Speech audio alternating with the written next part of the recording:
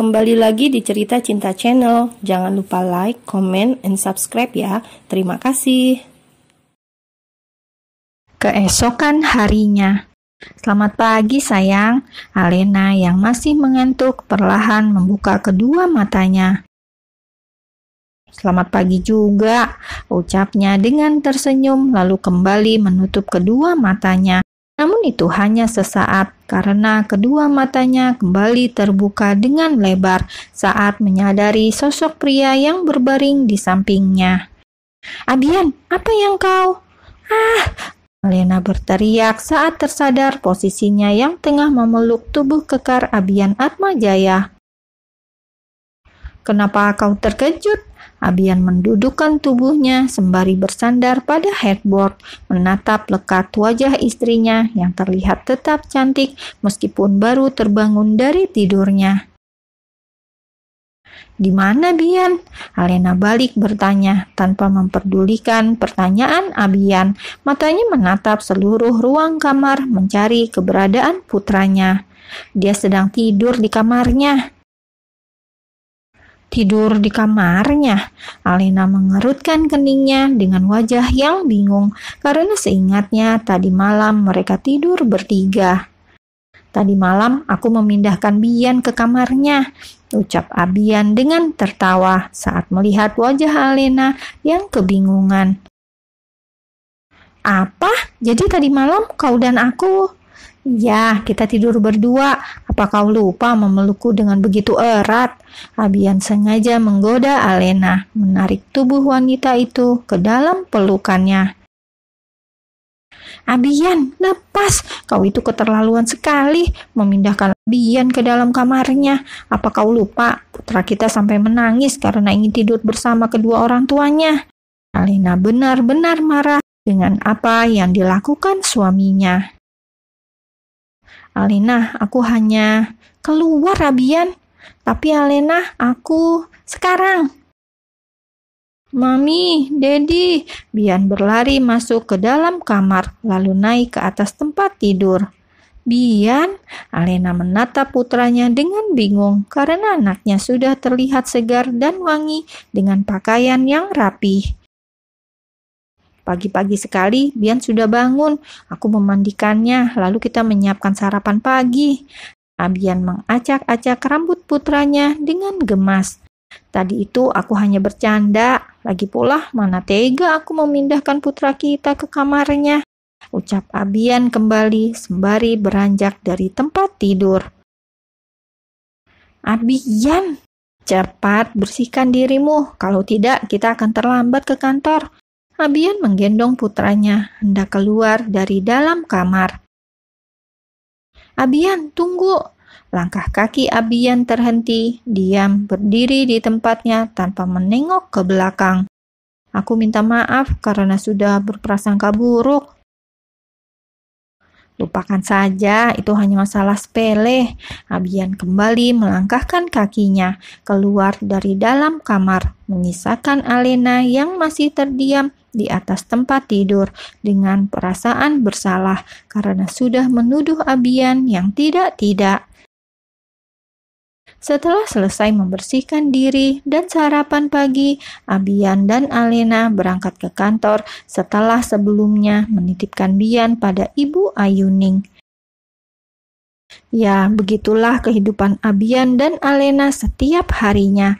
Abian yang terus berjuang untuk meluluhkan hati Alena melalui putranya, dan Alena yang sekuat hati menahan perasaannya yang mulai goyah karena semua perlakuan romantis dan manis yang dilakukan Abian Atmajaya. Dan bukan hanya bersikap romantis saja, tapi Abian pun sangat posesif sampai membuat Alena menghela nafas berulang kali. Pria itu bahkan memberikan aturan yang tidak masuk akal dengan melarang karyawan pria berhubungan langsung dengannya. Dan jangan lupakan 2 orang pengawal yang selalu menjaganya kemanapun jika Abian sedang ada pekerjaan di luar. Tidak ketinggalan, setiap harinya Abian pun akan tidur di dalam kamarnya, entah dengan berbagai alasan yang membuatnya tidak mau menerima pria itu tidur satu ranjang bersama dirinya dan Bian. Bagaimana? Apa sudah selesai?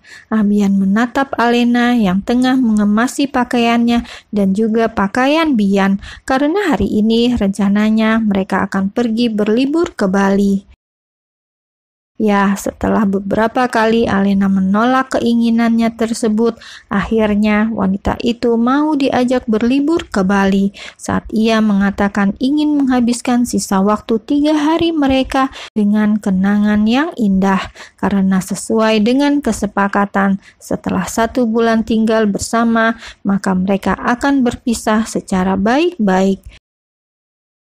Jika kalian pikir Abian sudah menyerah, maka itu salah, karena meskipun waktu yang tersisa hanyalah 3 hari, Abian tetap akan berjuang meluluhkan hati Alena, dan ia berharap saat di Bali nanti hati istrinya akan terbuka dan mau memulai semuanya dari awal. Tinggal memasukkan mainan Bian saja, jawab Alena sembari menutup koper. Biar aku saja, kau coba tengok Bian di dalam kamarnya. Abian mengambil alih pekerjaan Alena. Baiklah, Alena pun keluar dari dalam kamar menuju kamar putranya. Namun belum ada 5 menit istrinya keluar dari kamar. Abian segera berlari saat mendengar suara Alena yang berteriak memanggil namanya. "Kenapa sayang?"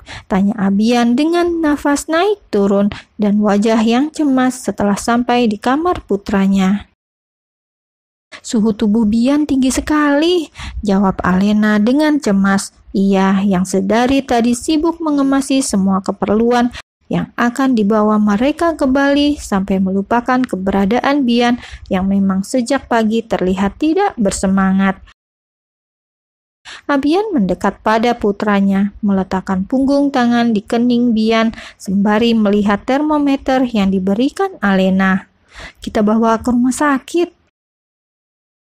"Tunggu Abian, lebih baik kita panggil dokter dulu." "Tapi Alena, suhu tubuh Bian tinggi sekali," ucap Abian dengan cemas. "Percayalah padaku, kita panggil dokter lebih dulu." Abian menatap Alena lalu menatap pada Bian. "Aku akan panggil dokter." Dengan cepat ia mengeluarkan ponselnya untuk menghubungi dokter pribadi keluarga Atmajaya. Sedangkan Alena berlari menuju tempat penyimpanan obat-obatan untuk mengambil obat penurun demam.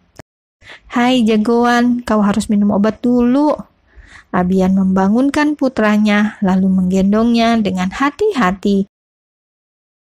Jujur, ia merasa sangat khawatir dengan keadaan putranya yang demam tinggi, karena ini baru pertama kalinya Abian menghadapi situasi tersebut, berbeda dengan Alena yang lebih bersikap tenang saat meminumkan obat pada putra mereka. "Anak pintar," Abian mengusap putranya dengan penuh kasih sayang setelah Bian meminum obat penurun panas.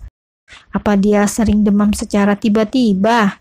tanyanya dengan cemas pada Alena yang sedang menaruh botol obat ke atas nakas. Alena menganggukkan kepalanya.